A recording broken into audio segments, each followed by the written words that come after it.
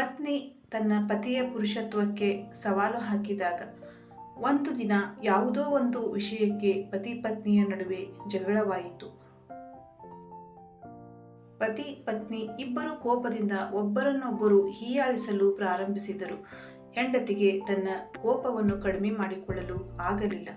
ನೀವು ಒಬ್ಬ ಗಂಡಸು ಅಂತ ಹೇಳೋಕೆ ನನಗೆ ನಾಚಿಕೆ ಆಗುತ್ತಿದೆ.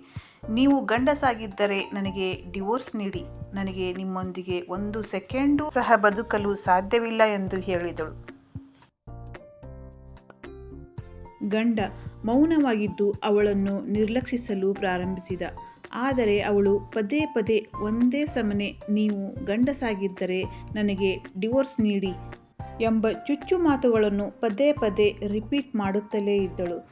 ಕೊನೆ ಪಕ್ಷ ಆತನು ಕೋಪದಿಂದ ಈ ಪೇಪರ್ಸ್ ತೆಗೆದುಕೊಂಡು ಇಲ್ಲಿಂದ ಹೊರಟು ಹೋಗು. ನಾನು ನಾಳೆ ಈ ಪೇಪರ್ಸ್ ಮೇಲೆ ಸೈನ್ ಮಾಡಿ ಕಳುಹಿಸುತ್ತೇನೆ. ನಾನು ನಿಜವಾಗಿಯೂ ಪುರುಷ ಎಂದು ಸಾಬೀತುಪಡಿಸುತ್ತೇನೆ. ಈಗ ನನಗೆ ನಿನ್ನ ಅವಶ್ಯಕತೆ ಇಲ್ಲ. ನಿನ್ನ ಸಹವಾಸವೇ ಬೇಡ. ಈಗ ನೀನು ನಿನ್ನ ತವರು ಮನೆಗೆ ಹೋಗಬಹುದು ಎಂದನು. ಈ ವಿಷಯ ಸಂಬಂಧಿಕರಿಗೆ ತಿಳಿದಾಗ ಅವರಿಗೆ ನಂಬುವುದಕ್ಕೆ ಆಗಲಿಲ್ಲ. ಏಕೆಂದರೆ ಅವರಿಬ್ಬರ ನಡುವೆ ಪ್ರೀತಿ ತುಂಬ ಸೊಗಸಾಗಿತ್ತು. ಅವರ ಬಗ್ಗೆ ಅನುಮಾನ ಪಡುವುದರ ಬಗ್ಗೆ ಚಾನ್ಸೇ ಇಲ್ಲ. ದಿನಗಳು ಕಳೆದಂತೆ ಅವಳಿಗೆ ತವರು ಮನೆಯಲ್ಲಿ ಇರಲು ಕಷ್ಟವಾಯಿತು. ಜೊತೆಗೆ ಮನೆಯವರು ಹಾಗೂ ಅಕ್ಕಪಕ್ಕದವರು ಅವಳನ್ನು ಹೀಯಾಳಿಸಿ ಮಾತನಾಡಲು ಪ್ರಾರಂಭಿಸಿದರು. ಇದೆಲ್ಲವನ್ನು ನೋಡಿ ಅವಳಿಂದ ಸಹಿಸಿಕೊಳ್ಳಲು ಸಾಧ್ಯವಾಗಲಿಲ್ಲ.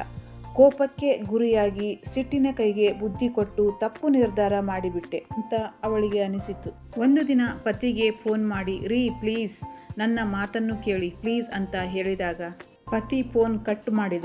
ಅವಳು ಪದೇ ಪದೇ ಕಾಲ್ ಟ್ರೈ ಮಾಡಿದಳು. ಈ ಸಲ ಪತಿ ಫೋನ್ ರಿಸೀವ್ ಮಾಡಿದಾಗ ದಯವಿಟ್ಟು ನನ್ನನ್ನು ಕ್ಷಮಿಸಿ. ಆ ದಿನ ನಾನು ಕೋಪದಲ್ಲಿ ಏನೇನೋ ಅಂದುಬಿಟ್ಟೆ. ನಾನು ಹಾಗೆ ಮಾಡಬಾರದಾಗಿತ್ತು. ನನಗೆ ನನ್ನ ತಪ್ಪಿನ ಅರಿವಾಗಿದೆ. ನೀವು ಎಲ್ಲವನ್ನು ಸಹಿಸಿಕೊಂಡು ತಾಳ್ಮೆಯನ್ನು ಕಳೆದುಕೊಳ್ಳಲಿಲ್ಲ. ನೀವಿಲ್ಲದ ನಾನು ಬದುಕಿರಲಾರೆ ಎಂದು ಅಳುತ್ತಾ ಹೇಳಿದಳು.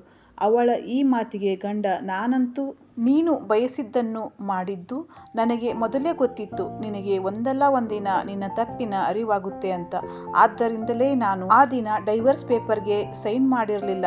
ಗಂಡನ ಮಾತುಗಳನ್ನು ಕೇಳಿ ಅಯ್ಯೋ ದೇವರೇ, ನನ್ನಿಂದ ಇಂತಹ ತಪ್ಪು ಆಗಬಾರದಾಗಿತ್ತು.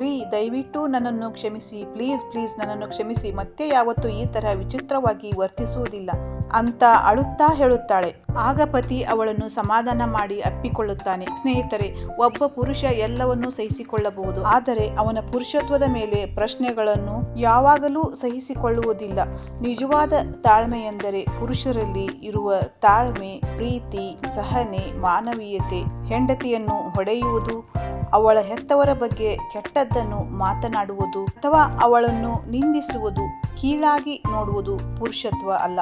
ಪ್ರತಿಯೊಬ್ಬರ ಜೀವನದಲ್ಲಿ ಸಮಸ್ಯೆಗಳು ಇದ್ದೇ ಇರುತ್ತವೆ. ಆದರೆ ಪತಿ ಪತ್ನಿ ಇಬ್ಬರು ಒಟ್ಟಿಗೆ ಸೇರಿ ಸಂಸಾರ ಬಂಡಿಯನ್ನು ನಡೆಸಿದರೆ ಮಾತ್ರ ಸುಖ ಸಂಸಾರವಾಗಲು ಸಾಧ್ಯ. ಸ್ನೇಹಿತರೆ, ಇವತ್ತಿನ ಈ ಇಂಟ್ರೆಸ್ಟಿಂಗ್ ಮಾಹಿತಿ ನಿಮಗೆ ಇಷ್ಟವಾಗಿದ್ದರೆ ಲೈಕ್ ಮಾಡಿ ಹಾಗೂ ತಪ್ಪದೇ ನಮ್ಮ ಚಾನಲನ್ನು ಸಬ್ಸ್ಕ್ರೈಬ್ ಮಾಡಿ. ಧನ್ಯವಾದಗಳು.